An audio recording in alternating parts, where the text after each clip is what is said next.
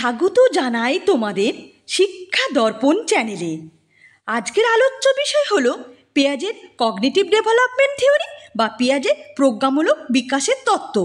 আজকের ক্লাসে আমরা পেঁয়াজের কগনিটিভ ডেভেলপমেন্ট থিওরি এবং যে সমস্ত এমসিকিউ টাইপের কোশ্চেন হতে পারে সে সমস্ত বিষয় নিয়ে আলোচনা করব। আমি তোমাদের আগের ক্লাসে বিহেভিয়ার থিওরির মধ্যে থর্নডাইক, স্কিনার, প্যাভলভ, এছাড়া গেস্টাল্ট থিওরি, টলম্যানের থিওরি, ব্রুনারের থিওরি ইত্যাদি পড়িয়ে দিয়েছি। এছাড়া পার্সোনালিটির বিভিন্ন তত্ত্বগুলো আমার পড়ানো হয়ে গেছে। ইন্টেলিজেন্সের বিভিন্ন তত্ত্ব পড়িয়ে দিয়েছি। তোমরা যদি এগুলো না দেখে থাকো প্লেলিস্ট থেকে দেখে নিতে পারো। এছাড়া আমি সোশিওলজিক্যাল ফাউন্ডেশন অব এডুকেশনের মধ্যে বিভিন্ন বিষয়গুলো অন্তর্ভুক্ত আছে সেগুলো পড়িয়ে দিয়েছি। এছাড়া ইন্ডিয়ান স্কুল, ওয়েস্টার্ন স্কুলও আমার পড়ানো হয়ে গেছে। তোমরা যদি এইসবগুলো না দেখে থাকো প্লেলিস্ট থেকে দেখে নিতে পারো। এছাড়া আমি প্রত্যেকদিন তোমাদের শর্ট ভিডিও আপলোড করে থাকি, যেখানে আমি ইম্পর্টেন্ট কি পয়েন্টগুলো বলে থাকি, যেগুলি তোমাদের যে কোনো কম্পিটিশন পরীক্ষায় প্রস্তুতি নেওয়ার জন্য বিশেষভাবে সাহায্য করবে। তোমরা যদি এগুলো না দেখে থাকো প্লেলিস্ট থেকে দেখে নিতে পারো। আর আমার পড়ানো যদি তোমাদের ভালো লেগে থাকে চ্যানেলটা লাইক, শেয়ার এবং সাবস্ক্রাইব করতে ভুলবে না, এবং পাশে থাকা বেল আইকনটি প্রেস করে দেবে। তাহলে আমি কোনো ভিডিও আপলোড করলে সবার আগে তোমাদের কাছে পৌঁছাবে। তাহলে শুরু করা যাক আজকে পেঁয়াজের প্রজ্ঞামূলক বিকাশের তত্ত্ব। ভিডিওটা স্কিপ না করে পুরো ভিডিওটা দেখার অনুরোধ রইল। আশা করি তোমাদের ভালো লাগবে।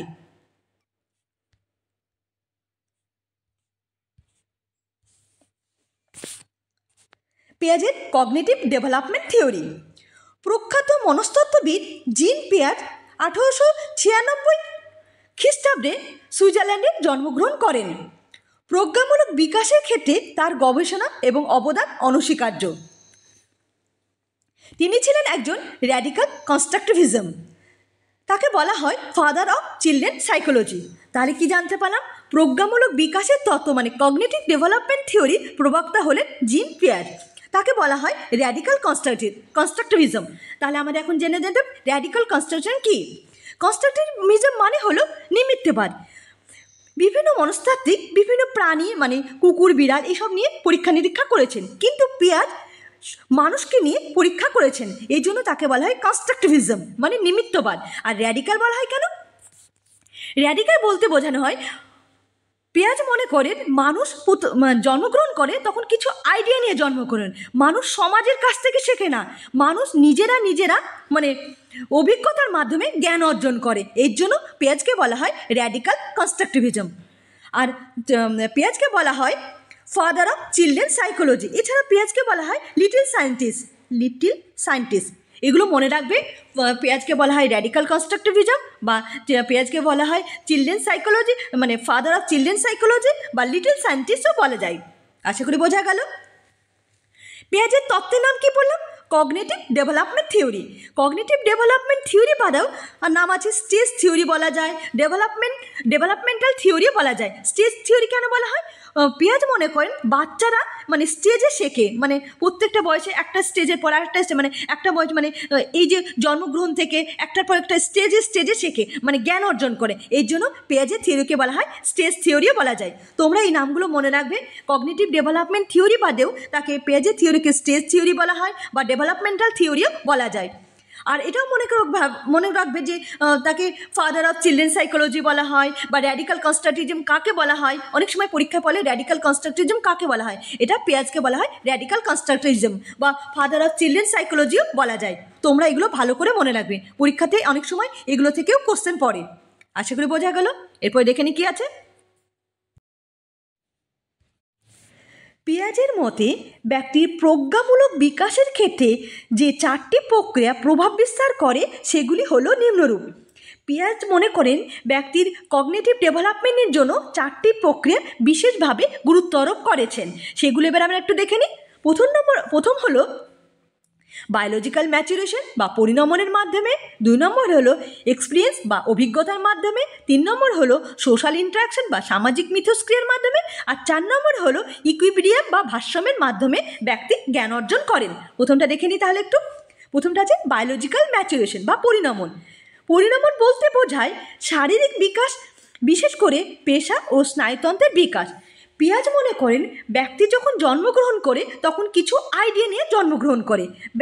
অনেকে মনে করেন ব্যক্তি জন্মগ্রহণ পুরো ব্ল্যাঙ্ক থাকে না, তার মধ্যে কিছু আইডিয়া নিয়ে সে জন্মগ্রহণ করে। বয়স বাড়ার সঙ্গে সঙ্গে মানে বয়স যতটা বাড়বে তার অভিজ্ঞতাটা তত বাড়বে, মানে বয়স বাড়ার সঙ্গে সঙ্গে তার জ্ঞান অর্জনের পরিমাণ বাড়তে থাকে।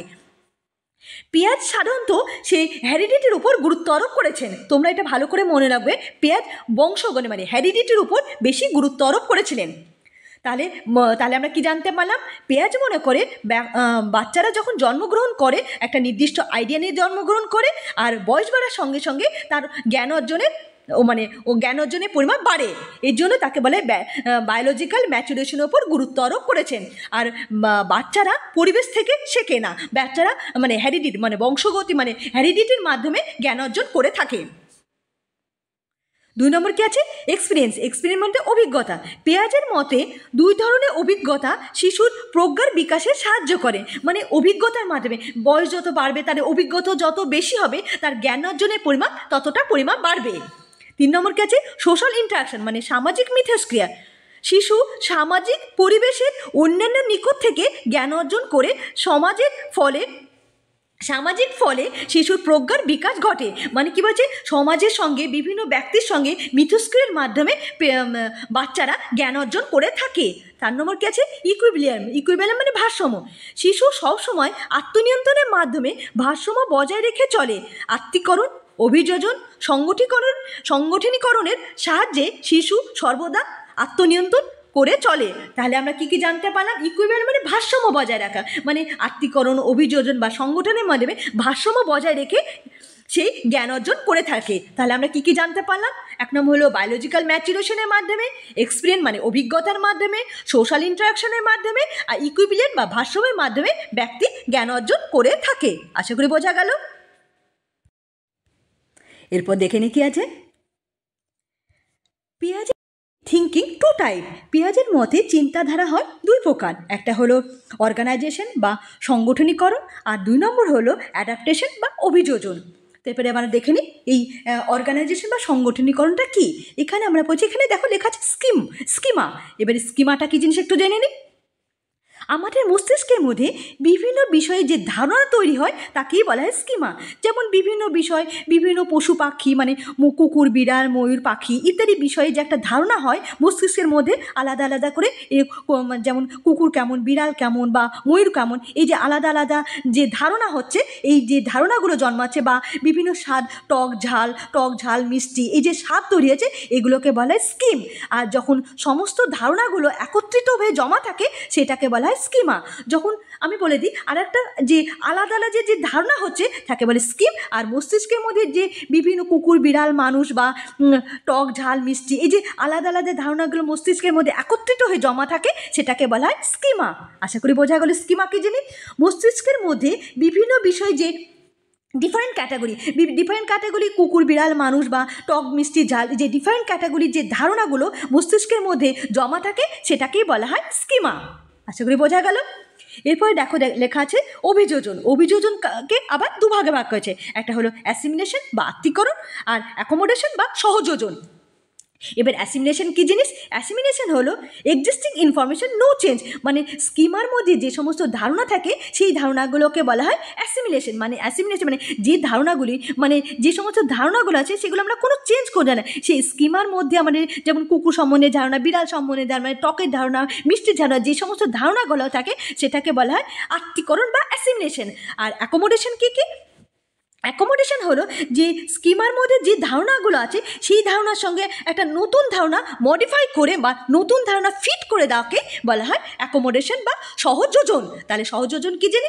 সহযোজন হলো new information existing information fit করা, মানে যে ধারণা আছে তার সঙ্গে সেই ধারণাকে মডিফাই করে একটু নতুন ধারণাকে ফিট করে দেওয়াকে বলা হয় অ্যাকোমোডেশন বা সহযোজন। তাহলে অভিযোজনে অ্যাডাপ্টেশনের 2টো ভাগ, একটা হলো অ্যাসিমিলেশন আর একটা হলো অ্যাকোমোডেশন। অ্যাসিমিলেশন বা আত্মীকরণ বলতে বলে স্কিমার মধ্যে যে ধারণা থাকে সেটা কোনো চেঞ্জ হয় না, সেই ধারণাটাকে ধারণা গ্রহণ করাকে বলা হয় আত্মীকরণ। আর যখন কোনো ধারণাকে ফিট করে কোনো ধারণাকে মডিফাই করে বা ফিট করে যখন ধারণা সংগঠিত করা হয় তাকে বলা হয় সহযোজন বা অ্যাকোমোডেশন। একটা উদাহরণ দিই, তোমরা আরও ভালোভাবে বুঝতে পারবে। যেমন দেখুন, এক মিনিট, দেখো আমি এই যে ইউটিউবে আমি পড়াচ্ছি, তোমরা এই আমি যে পড়াচ্ছি সেই জিনিসটা মনে করো তোমরা পড়াটা দেখলে, যে তোমাদের মনে হলো যে এই অনেক ইম্পর্টেন্ট ইনফরমেশন দিয়েছে, সেই ইনফরমেশনগুলো তোমরা খাতাতে কপি করে নিলে। এই যে আমি যে এগুলো পড়ালাম সেগুলো তোমরা কপি করলে। এই যে জিনিসটাকে কপি করলে এটাকেই বলা হয় আত্তীকরণ বা অ্যাসিমিলেশন। মানে সেই জিনিসের কোনো মডিফাই বা কোনো চেঞ্জ করলে না, সেই জিনিসগুলোকে কপি করে নিলে, সেটাকেই বলা হয় অ্যাসিমিলেশন। কিন্তু তারপরে কি করলে, সেই জিনিসটা কপি করার পর দিয়ে তোমার মনে হলো, তুমি আরও কিছু দেখলে যে মনে হলো সেটাকে মডিফাই করা। যখন তুমি সেই জিনিসটাকে মডিফাই করে করছো, মানে যে ইনফরমেশনে পড়লে তার সঙ্গে আর কিছু অ্যাড করে দিলে, মানে new information existing information fit করলে, সেটাকে বলা হয় সহযোজন বা অ্যাকোমোডেশন। আশা করি বোঝা গেল।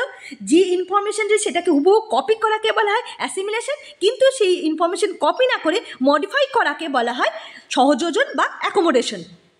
আর স্কিম হলো মস্তিষ্কের মধ্যে বিভিন্ন বিষয়ে যে ধারণা জন্ম হয়, সেই বিভিন্ন বিভিন্ন জিনিসের যে ধারণা জন্ম হয়, ছোটো ছোটো ব্লক আকারে জন্ম হয়, যে একে বলা হয় স্কিম।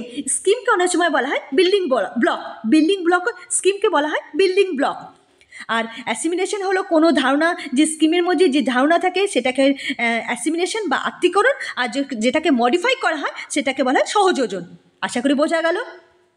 এরপর দেখো এখানে একটা যে অভিযোজনের যে সিকুয়েন্স সেটা আছে, মানে কীভাবে মানে মস্তিষ্কের মধ্যে জমা হয়, সেটা একটা সিকুয়েন্স আকারে এখানে দেওয়া আছে। দেখো প্রথমে হয় অ্যাসিমিলেশন বা আত্তীকরণ, তারপরে ইকুইবিলিয়াম মানে ভারসাম্য, তারপর নিউ ইনফরমেশন মানে নতুন পরিস্থিতি, ডিসইকুইবিলিয়াম মানে ভারসাম্যহীনতা, তারপরে হচ্ছে অ্যাকোমোডেশন বা সহযোজন। এটা একটা উদাহরণ দিই, তাহলে তোমরা আরও ভালোভাবে বুঝতে পারবে।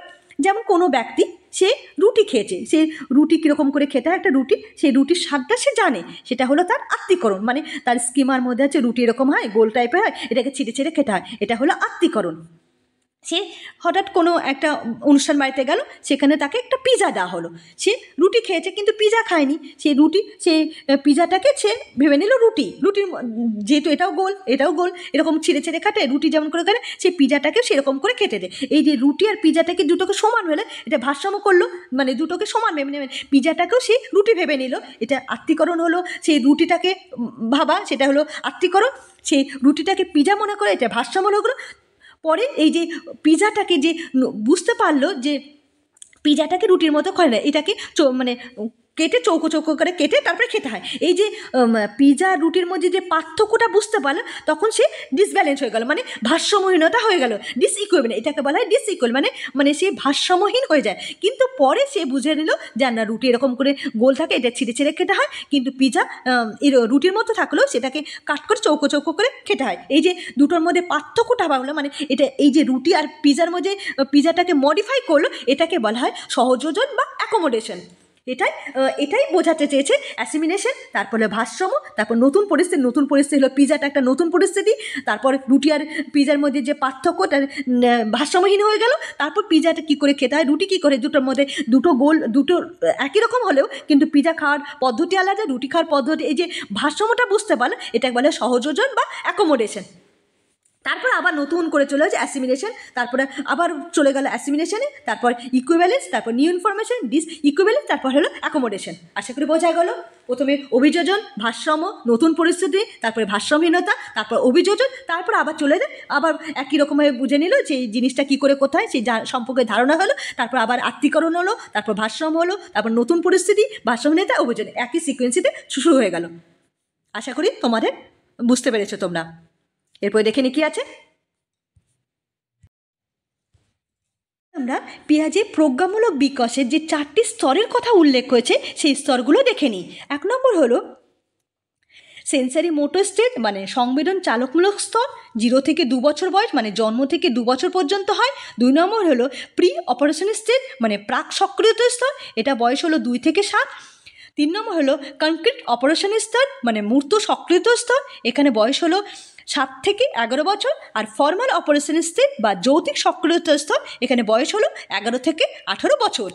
এই যে এই যে স্তরগুলো বললাম, যেমন সেন্সারি মোটর স্টেজ বা প্রি অপারেশন স্টেজ বা কংক্রিট অপারেশন স্টেজ বা ফর্মাল অপারেশন স্টেজ, যে পরপর স্টেজগুলো আছে মানে স্তরগুলো আছে, তোমরা এগুলো সিকোয়েন্সি অনুযায়ী মনে রাখবে। আর এছাড়া এদের যে বয়স মানে সেন্সারি মোটর স্টেজ মানে সংবেদন চালকময় স্তরে বয়স হলো 0 থেকে 2, বা প্রাক সক্রিয়তা স্তরে বয়স হলো 2 থেকে 7, বা মূর্ত সক্রিয়তা স্তরে বয়স হলো 7 থেকে 11, বা যৌতিক সক্রিয়তা স্তরে বয়স হলো 11 থেকে 18। এই যে বয়সগুলো তোমরা অবশ্যই মনে রাখবে। পরীক্ষাতে অনেক সময় বয়স বলে, যেমন সেন্সারি মোটর স্টেজের বয়স কত অনেক সময় বলে দেয়, মানে 0 মানে জন্ম থেকে 2 বছর বয়স পর্যন্ত। এই যে বয়সগুলো আছে তোমরা এগুলো মনে রাখবে। এরপরে দেখে নি কি আছে। এরপরে যে এই যে 4টে স্টেজ বললাম, সেন্সারি মোটর স্টেজ বা প্রি অপারেশন স্টেজ বা কংক্রিট অপারেশন স্টেজ বা ফর্মাল অপারেশন স্টেজ, এগুলো এবার প্রত্যেকটা আলাদা আলাদা করে একটু দেখে নিই। প্রথমে কি আছে, সেন্সারি মোটর স্টেজ বা সংবেদন চালকমূলক স্তর। এখানে বয়স হলো 0 থেকে মানে জন্ম থেকে 2 বছর। এই বয়সের শিশুরা দেহ সঞ্চরণ ও ইন্দ্রিয় ব্যবহার করে পরিবেশের সঙ্গে মিথস্ক্রিয়া করে, এর ফলে জ্ঞানের বিকাশ ঘটে। এই জন্য এই স্তরের নামকরণ করা হয়েছে সংবেদন চালকমূলক স্তর। এই স্তরের বৈশিষ্ট্যগুলো এগুলো একটু দেখে নিই। মানে কি, সেন্সারি মোটর স্টেজ মানে সংবেদন চালক, এই স্তরে বয়স হলো তার 0 থেকে 2 বছর। এই সময় সাধারণত সেন্সের মাধ্যমে জ্ঞান অর্জন করে, এই জন্য এই স্তরকে বলা হয় সংবেদন চালকমূলক স্তর। এই স্তরের বৈশিষ্ট্যগুলো কি কি? 1 নম্বর হলো ইগোসেন্ট্রিজম বা আত্মকেন্দ্রিক। শিশু নিজের জগতে বসবাস করে, নিজেকে নিয়ে সে ব্যস্ত থাকে, অন্যের অস্তিত্ব সম্পর্কে সচেতন থাকে না। খুব অল্প বয়সী শিশুদের সমাজ সচেতন একেবারেই থাকে না। 2টি শিশুর মধ্যে কথা বললেও নিজেদের প্রসঙ্গে কথা বলে না, অন্য কিছু কথা বলে।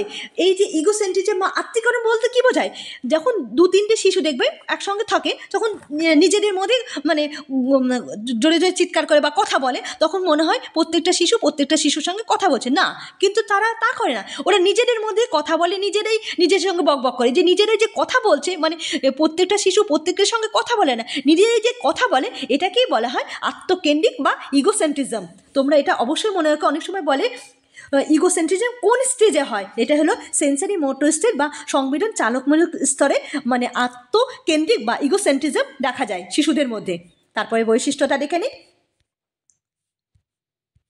তারপরে বৈশিষ্ট্য হলো অবজেক্ট পারমানেন্ট, মানে বস্তুর স্থায়িত্ব সম্পর্কে শিশুদের কোনো বোধ থাকে না। কোনো বস্তু বা ব্যক্তি শিশুর নিকট থেকে দূরে সরে গেলে তারা মনে করে বস্তু বা ব্যক্তি আর নেই। এই বিষয়কে পিয়াস তার বস্তুর অস্তিত্ব ধারণা সম্পর্কে সচেতনতার অভাব বলেছেন। তাহলে কি অবজেক্ট পারমানেন্ট কি, কোনো বস্তু যখন বাচ্চাদের কাছ থেকে কোনো বস্তু যখন চলে যায়, তখন সেই বস্তু মনে করে সেই বস্তু আর নেই, তখন সেই সম্পর্কে তার কোনো ধারণা হয় না। এই যে কোনো বস্তু তার থাকে, কিন্তু কোনো বস্তুটা তখন সেখান থেকে চলে যায়, তখন সেই সম্পর্কে তার কোনো জ্ঞান থাকে না। এইটাকে বলা হয় অবজেক্ট পারমানেন্ট। এই কথাটা অনেক সময় বলে অবজেক্ট পারমানেন্ট কোন বয়সে হয়, এটা সেন্সারি মোটর স্টেজ মানে সেন্সারি মোটর স্টেজে অবজেক্ট পারমানেন্ট দেখা যায়। 3 নম্বর বৈশিষ্ট্য কি আছে? 3 নম্বর হলো রিফ্লেক্ট অ্যাকশন, চোখের পালক ফেলা। এই যে বাচ্চাদের চোখের যে পালক, তাদেরকে শিখিয়ে দেওয়া হয় না, অটোমেটিক জন্ম থেকে মানে ইনবর্ন মানে জন্ম থেকে সে যে চোখের পালক ফেলা রিফ্লেক্ট অ্যাকশন এই সময় দেখা যায়। তার 4 নম্বর হলো সেপারেশন অ্যাংজাইটি বলতে বোঝায় কোনো বাচ্চা তখন তার মা যদি তার কাছ থেকে সরে যায়, সে চিৎকার করতে শুরু করে বা কান্না করতে শুরু করে। এই যে সেপারেশনে যে ভয় হয়, এই টাইমে সেন্সারি মোটর স্টেজে এটা দেখা যায়। তাহলে সেন্সারি মোটর স্টেজের বৈশিষ্ট্য কি একটা হলো আত্মকেন্দ্রিক মানে ইগোসেন্ট্রিজম একটা দেখা যায়। 2 নম্বর হলো অবজেক্ট পারমানেন্ট বস্তুর স্থায়িত্ব, কোনো বস্তু না থাকলে সেইভাবে কি সেই বস্তুর কোনো অস্তিত্ব নেই সেরকমভাবে একটা হলো। 3 নম্বর হলো reflect action and separation anxiety. এই যে বৈশিষ্ট্যগুলো বললাম, যে সেন্সারি মোটর মানে সংবেদন চালকমূলক স্তরে যে বৈশিষ্ট্যগুলো আছে, তোমরা এগুলো ভালো করে মনে রাখবে, কারণ পরীক্ষা হলে এখান থেকেই কোশ্চেন পড়ে যে ইগোসেন্ট্রিজম বা আত্মকেন্দ্রিক কোন বয়সে হয়, বা অবজেক্ট পারমানেন্ট কোন বয়সে হয়, রিফ্লেক্ট অ্যাকশন বা সেপারেশন অ্যাংজাইটি কোন বয়সে হয়, সেগুলো বলতে দিতে পারে। তোমরা তার জন্য এই বৈশিষ্ট্যগুলো মনে রাখবে। এরপরে দেখে নিই 2 নম্বর পয়েন্ট কি আছে। 2 নম্বর হলো প্রি অপারেশনাল স্টেজটা কি? এই স্তরের বৈশিষ্ট্য কি? এই স্তরের বৈশিষ্ট্য হলো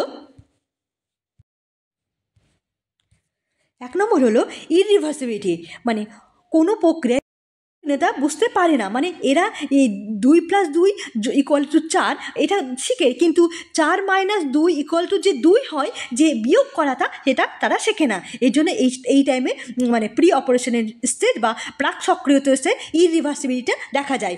ইগোসেন্ট্রিজম এটা ভুল আছে, এই ইগোসেন্ট্রিজম এটা সেন্সরি মোটর স্টেজে হয়, এই স্টেজে না। তারপরে 2 নম্বর কী হবে? 2 নম্বর হলো ট্রানজাক্টিভ রিজনিং। ট্রানজাক্টিভ রিজনিং হচ্ছে এখানে কোনো এই যে চাঁদ গোল, তারা বাচ্চারা মনে করে বল গোল, এটা দুটো সমান, এই যে দুটোর মধ্যে পার্থক্য করা সেটা করতে পারে না। মানে চাঁদ যেহেতু গোল টাইপের হয় আর বল গোল, দুটোকে সমান ভেবে মনে যায়, এটাকে বলা হয় ট্রানজাক্টিভ রিজনিং।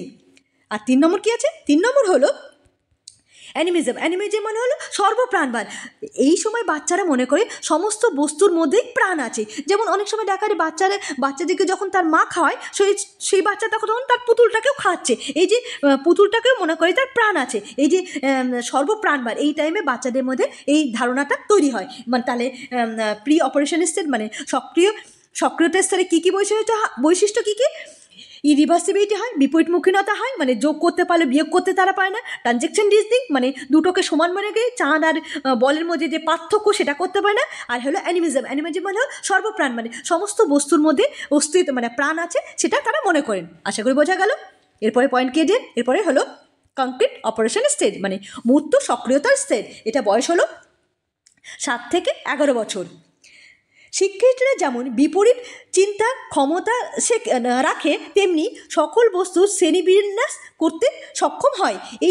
এই সময় মানে বয়সটা হলো যেহেতু 7 থেকে 11, তাদের মধ্যে একটু মানে বুদ্ধি তৈরি হয়, তখন এর মধ্যে সমতা বা অভাবতা যুক্তি হয়, মানে রিভার্সিবিলিটি। আগেটা কি বলে? ইরিভার্সিবিলিটি মানে যে পার্থক্যতা করতে পারে, যোগ করতে পারলে বিয়োগ করতে পারে না, কিন্তু এই টাইমে সেটা পারে। তারপর বিপরীতমুখীনতা, এই যে চাঁদ আর বলের মধ্যে যে পার্থক্য সেটা করতে পারে। লজিক্যাল রিজনিং হয়, ইন্ডাকটিভ রিজনিং থিঙ্কিং হয়। ইন্ডাকটিভ রিজনিং কি?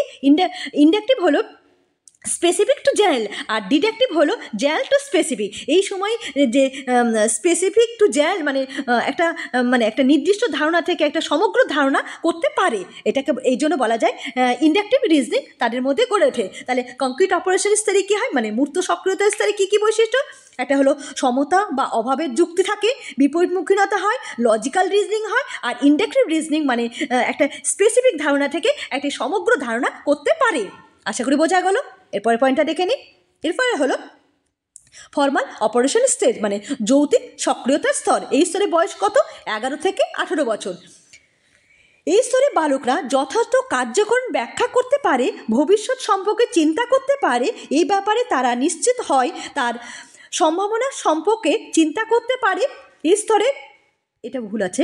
এই স্তরে বৈশিষ্ট্য হলো মানে এই স্তরে কী কী বৈশিষ্ট্য আছে? ফর্মাল অপারেশন স্তরে মানে ফর্মাল স্তরে মানে অ্যাবস্ট্রাক্ট থিঙ্কিং মানে মূর্ত চিন্তা করতে পারে। এটা খুব ইম্পর্টেন্ট, অনেক সময় পরীক্ষায় পড়ে। অ্যাবস্ট্রাক্ট থিঙ্কিং কোন সময় হয়? Abstract thinking formal operation stage বা যৌক্তিক সক্রিয়তার স্তরে হয়। তা হাইপোথেটিক ডিডাকটিভ রিজনিং, হাইপোথেটিক মানে কোনো জিনিস কল্পনা করা বা সেই সম্বন্ধে ধারণা করা, এটা হাইপোথেটিক ডিডাকটিভ রিজনিং গঠন করতে পারে। অ্যাডোলেশন ইগোসেন্ট্রিজম, অ্যাডোলেশন মানে বয়ঃসন্ধি থেকে যে আত্মকেন্দ্রিক চিন্তাভাবনা সেই সময় গঠন হয়। তাহলে কী কী হয়? এইগুলো বৈশিষ্ট্যগুলো একটু ভালো করে মনে রাখবে। অ্যাবস্ট্রাক্ট থিঙ্কিং হয় মানে মূর্ত চিন্তা করে, হাইপোথেটিক ডিডাকটিভ রিজনিং হয়, আর অ্যাডোলেশন ইগোসেন্ট্রিজম হয়। তাহলে আর ইন্ডাকটিভ রিজনিং কখন হয়? একটু আগে দেখলাম ইন্ডাকটিভ রিজনিং কংক্রিট অপারেশন স্টেজে ইন্ডাকটিভ রিজনিং হয়, আর হাইপোথেটিক মানে ডিডাকটিভ রিজনিং ফর্মাল অপারেশন স্টেজে হয়। আশা করি বোঝা গেল। এরপর আমরা ইমপ্লিকেশন দেখে নিই, মানে শিক্ষাগত যে তাৎপর্য, পিয়াজের যে কগনিটিভ মানে প্রজ্ঞামূলক বিকাশের যে শিক্ষাগত তাৎপর্য আছে সেটা একটু দেখে নিই। পিয়াজের মতে বাচ্চা নিজেই সব করতে পারে, লার্নিং বাই ডুইং। মানে এখানে পিয়াজ মনে করেননি, কোনো সময় মনে নেই সমাজের দ্বারা শেখে তা না, বাচ্চা নিজের জ্ঞান নিজেই তৈরি করতে পারে। এই জন্য বলেছে পিয়াজ মনে করেন বাচ্চা নিজেই সব করতে পারে, লার্নিং বাই ডুইং, কোনো জিনিস মানে কাজ করে সেই সম্পর্কে অভিজ্ঞতা লাভ করতে পারে। 2 নম্বর কি আছে? বাচ্চাদের বয়স অনুযায়ী কারিকুলাম তৈরি করতে হবে। বাচ্চাদের যে বয়সে 2 বছরে এরকম 2 বছরের মতো কারিকুলাম, 3 বছর হলে 3 বছরের মতো কারিকুলাম, বাচ্চাদের বয়স অনুযায়ী কারিকুলামটাকে তৈরি করার উপর গুরুত্ব আরোপ করেছেন। 3 নম্বর কি আছে? নম্বর হলো কনক্রিট মেটেরিয়ালের দ্বারা বাচ্চা সব কিছু শেখে, মানে একটি নির্দিষ্ট মেটেরিয়াল মানে মেটেরিয়ালগুলোর দ্বারা বাচ্চা সব কিছু শিখতে পারে। তাহলে কী কী বৈশিষ্ট্যগুলো? একটা লার্নিং বা ডুইংয়ে হয়, কারিকুলাম নির্দিষ্ট বয়স অনুযায়ী কারিকুলাম হয়, আর কনক্রিট মেটেরিয়ালের দ্বারা বাচ্চারা সব কিছু শিখতে পারবে। এরপরে কী আছে দেখে নিই।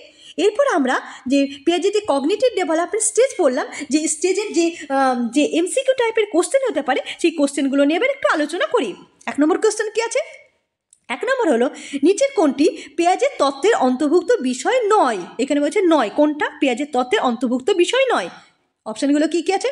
1 নম্বর হলো স্কিমা, 2 নম্বর হলো অপসঙ্গতি, 3 নম্বর হলো আত্মীকরণ, আর 4 নম্বর হলো অভিযোজন। তাহলে কোনটা পেঁয়াজের তত্ত্বের অন্তর্ভুক্ত বিষয় না? এটা হলো অপসঙ্গতি। অপসঙ্গতি আমরা পেঁয়াজের তত্ত্বে পড়িনি, তাহলে অপসঙ্গতি পেঁয়াজের তত্ত্বে অন্তর্ভুক্ত বিষয় নয়। 2 নম্বর কী আছে? বিমূর্ত চিন্তা বা অ্যাবস্ট্রাক্ট থিঙ্কিং বিকাশ কোন স্তরে হয়? আমরা কোন স্তরে পড়লাম, মানে অ্যাবস্ট্রাক্ট থিঙ্কিং কোন স্তরে হয়? অপশানগুলো দেখো না। সংবেদন সঞ্চালনমূলক স্তর, প্রাক সক্রিয়তার স্তর, মূর্ত সক্রিয়তার স্তর অ্যান্ড যৌতিক সক্রিয়তার স্তর। তাহলে কোন স্তরে অ্যাবস্ট্রাক্ট থিঙ্কিং হয়? অ্যাবস্ট্রাক্ট থিঙ্কিং হয় ফর্মাল অপারেশন স্টেজ, মানে যৌতিক সক্রিয়তার স্তরে অ্যাবস্ট্রাক্ট থিঙ্কিং ধারণাটা তৈরি হয়। আশা করি বোঝা গেল। এরপরে কোশ্চেনটা দেখে নিই। 3 নম্বর কোশ্চেন হলো বুদ্ধির অবয়ব প্রসঙ্গে পেঁয়াজ মতামত পরিভাষার স্কিমাটা কোন অন্তর্নিহিত সংগঠনের প্যাটার্ন রূপ, মানে স্কিমাটা কোন অন্তর্নিহিত সংগঠনের প্যাটার্ন রূপ সেটা জানতে চেয়েছে। 1 নম্বর অপশান কী আছে? ধারণা, 2 নম্বর হলো আচরণ, 3 নম্বর হলো অভিজ্ঞতা, 4 নম্বর হলো স্বভাব বা মেজাজ। তাহলে স্কিমাটা কোন ধারণার অন্তর্ভুক্ত? এটা হলো আচরণ, আচরণের অন্তর্ভুক্ত রূপ। 4 নম্বর কোশ্চেনটা দেখে নিই। 4 নম্বর কোশ্চেন হলো পেঁয়াজের প্রজ্ঞামূলক শিখন তত্ত্বে কোন স্তরে রিভার্সিবিলিটি বা প্রত্যাবর্তনশীলতা করতে পারে? তাহলে রিভার্সিবিলিটি কোন স্তরে করতে পারে? অপশানগুলো একটু দেখে নিই। সংবেদন চালকমূলক স্তর, প্রাক সক্রিয়তার স্তর, মূর্ত সক্রিয়তার স্তর, যৌতিক সক্রিয়তার স্তর। তাহলে কোন স্তরে রিভার্সিবিলিটি হয়? Reversibility concrete operation stage. Concrete operation stage মানে মূর্ত সক্রিয়তার স্তরে রিভার্সিবিলিটি হয়। এরপরে কোশ্চেনটা দেখে নিই, লাস্ট কোশ্চেন, 5 নম্বর কোশ্চেন। 5 নম্বর কোশ্চেনটা আছে একটা ম্যাচিং করতে পেরেছে, এর সঙ্গে সেট 1-এর সঙ্গে সেট বি এর ম্যাচ করতে পেরেছে। সেট 1-এ কী আছে দেখো, এখানে দিয়েছে sensory motor stage, pre operation stage, concrete operation stage and formal operation stage, আর এখানে দেওয়া আছে তার অর্থগুলো। তাহলে আমরা কী দিই? সেন্সারি মোটর স্টেজে কী হয়? সেন্সারি মোটর স্টেজে অবজেক্ট পারমানেন্ট, এটা 3। প্রি অপারেশন স্টেজ হলো টি operation transductive reasoning pre operation স্টেজে হয়, আর কনক্রিট অপারেশন স্টেজে হলো অ্যাবিলিটি টু কম্প্রিহেন্ড রিভার্সিবিলিটি, আর ফর্মাল অপারেশন স্টেজের hypothesis making and hypothesis testing হয়। তাহলে কী হচ্ছে? 4, 3, 1, 2, 4, 3, 1, 2 কোথায় আছে দেখে নি? বি, 4, 3, 1, 2। আশা করি বোঝা গেল। তোমরা এইটা ভালো করে মনে রাখবে, এই যে এখানে যে দেখো সেন্সারি মোটর হচ্ছে অবজেক্ট পারমানেন্ট বা প্রি অপারেশন হচ্ছে ট্রানজেক্টিভ রিজনিং, বা কনক্রিট অপারেশন হচ্ছে অ্যাবিলিটি টু কম্প্রিহেন্স রিভার্সিবিলিটি, বা ফর্মাল অপারেশনের স্টেজের মধ্যে হাইপোথেসিস মেকিং হাইপোথেসিস টেস্টিং। তোমরা এটা খাতায় লিখে রেখো, কারণ যদি এই যে পয়েন্টগুলো দেওয়া আছে এটার অর্থ দেওয়া আছে, এই কোন স্তরে কোন স্তর, অনেক সময় এরকম টাইপেরও পরীক্ষাতে কোশ্চেন পড়ে, তোমরা এটা ভালো করে মনে রাখবে। তার জন্য আমি দিয়েছি এই যে 4টে স্টেজের যে বৈশিষ্ট্যগুলো এই বৈশিষ্ট্যগুলো হতে পারে, সেটার জন্য তোমাদেরকে এরকম টাইপের কোশ্চেনও পরীক্ষায় পড়তে পারে, এর জন্য আমি এই কোশ্চেনটা দিয়ে তুলেছি। আশা করি বোঝা গেল। আর আমাদের পেঁয়াজ কমপ্লিট হলো। তাহলে আমরা পেঁয়াজ থেকে কী কী পড়লাম? পেঁয়াজের যে বিশেষ করে পেঁয়াজকে যে র্যাডিক্যাল কনস্ট্রাকটিভ বলা হয়, লিটল সায়েন্টিস্ট বলা হয়, বা ফাদার অফ যে চিলড্রেন সাইকোলজিস্ট বলা হয়, এই যে নামগুলো তোমরা মনে রাখবে। তাছাড়া পেঁয়াজের যে স্টেজগুলো, এই টাইপ থিঙ্কিংগুলো, যে স্কিমার কথা বলেছে, বা অ্যাসিমিলেশন, অ্যাকোমোডেশন, অ্যাডাপ্টেশন, এই যে নামগুলো তোমরা এগুলো মনে রাখো। অনেক সময় এখান থেকে কোশ্চেন পড়ে, অ্যাসিমিলেশন কী, কোনটা, অ্যাডাপ্টেশন কী, বা স্কিমাটা কী। স্কিমাকে অনেক সময় বিল্ডিং ব্লক বলা হয়। তারপরে এই যে স্টেজগুলো, যে 4টে স্টেজ আছে, 4টে স্টেজের যে বৈশিষ্ট্যগুলো, এই বৈশিষ্ট্যগুলো অবশ্যই মনে করে, এই বৈশিষ্ট্যগুলো থেকে অনেক কোশ্চেন পড়ে। তোমরা এই বৈশিষ্ট্যগুলো ভালো করে পড়বে, আর যেখানে এই যে কোশ্চেনগুলো দিলাম, এই কোশ্চেনগুলো যেগুলো আছে এই কোশ্চেনগুলো করবে, তাহলে তোমরা পেঁয়াজ থেকে যেরকম টাইপের কোশ্চেন দেবে তোমরা পারবে। আর তোমাদের যদি কোনো কিছু কোশ্চেন থাকে আমাকে মেসেজ করবে, আমি তার উত্তর দেব। আর আমার পড়ানো কেমন লাগছে তোমরা মেসেজ করে বলবে। আর আমার পড়ানো যদি তোমাদের ভালো লেগে থাকে চ্যানেলটাকে লাইক, শেয়ার এবং সাবস্ক্রাইব করতে ভুলবে না। ধন্যবাদ।